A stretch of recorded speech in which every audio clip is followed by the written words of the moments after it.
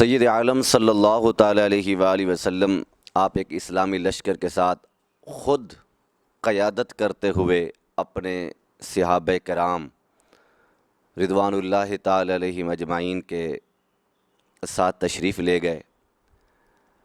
خود قیادت بھی فرما رہے تھے، با نفس نفیس موجود بھی تھے. تو حضور علیہ الصلاۃ والسلام نے اپنے صحابہ کو فرمایا کہ یہاں پر آپ پڑاؤ کریں، دوپہر کا کھانا کھائیں اور تھوڑی دیر قیلولہ بھی کر لیں. قیلولے کے فائدے بہت ہوتے ہیں. ایک تو طبیعت فریش ہو جاتی ہے، اور دوسرا نیک آدمی کے لیے تہجد کے وقت بیدار ہونا جو ہے وہ آسان ہو جاتا ہے. تو آپ نے فرمایا کھانا کھا لیں، دوپہر کا ٹائم ہے.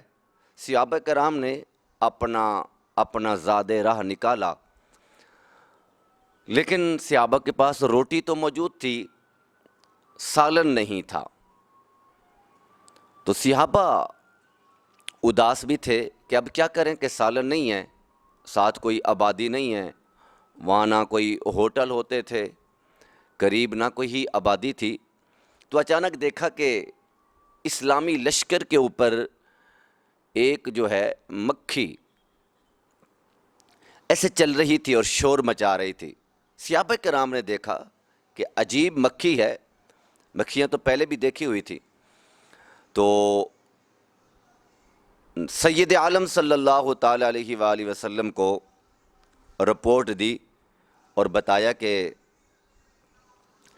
یہ جو ہمارے لشکر کے اوپر ایک مکھی ہے، تیز تیز چلتی ہے، شور مچاتی ہے، ایسے پہلے کبھی مکھی نہیں دیکھی.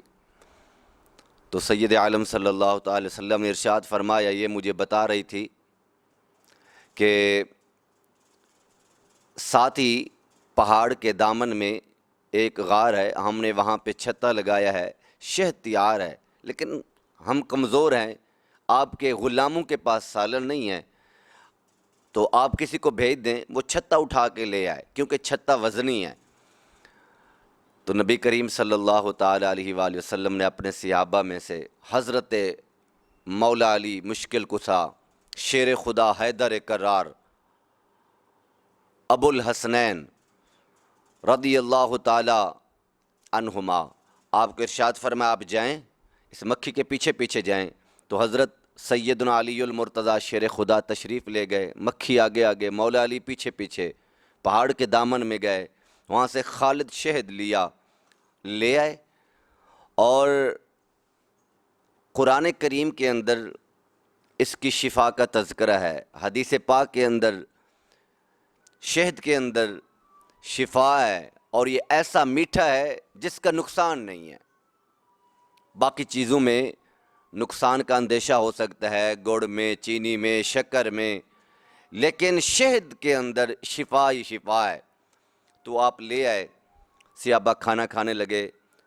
تو پھر اچانک دیکھا کہ لشکر کے اوپر ایک مکھی پھر شور مچاتی نظر آئی.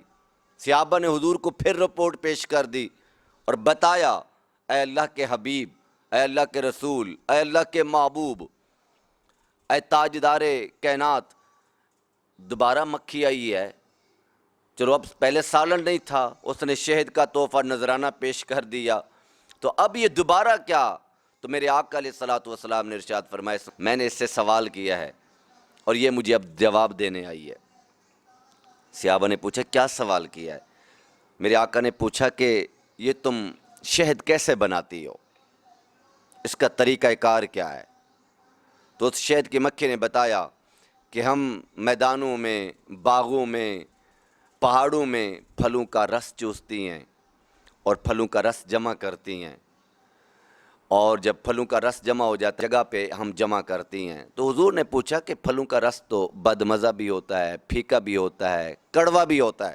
اس نے کہا بالکل ایسے ہوتا ہے، لیکن ہمارا ایک سردار ہے، جب پھلوں کا رس جمع ہو جاتا ہے تو وہ آپ کی ذات اقدس پر درود پاک پڑھتا ہے، اور ہمیں بھی حکم دیتا ہے، ہم بھی مل کے درود پڑھتی ہیں. وہ بد مزہ، وہ پھیکا، وہ رس وہ کڑوا رس، جتنے پھول ہوتے ہیں کڑوے ہوتے ہیں، پھیکے ہوتے ہیں، بد مزہ ہوتے ہیں، آپ پر، آپ کی ذات اقدس پر درود پاک پڑھنے کی برکت سے وہ سارے میٹھے ہو جاتے ہیں۔ گفت چوں خانیم بر احمد درود، تلخی و شیرا را بود۔